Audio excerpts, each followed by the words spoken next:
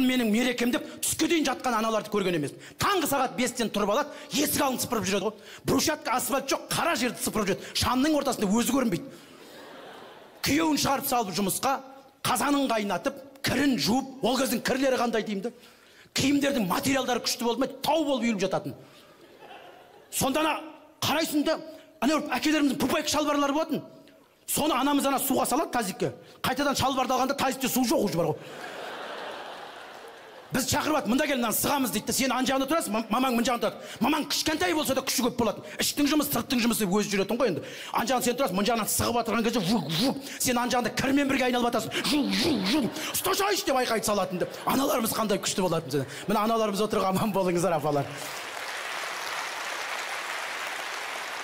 Сонда менің істеп атырған жұмысымды ешкім көріп атырған жоқ қой. Кім үшін істеп атырым деген бір сөз болмайтын. Сол әулетке сіңіп кеткен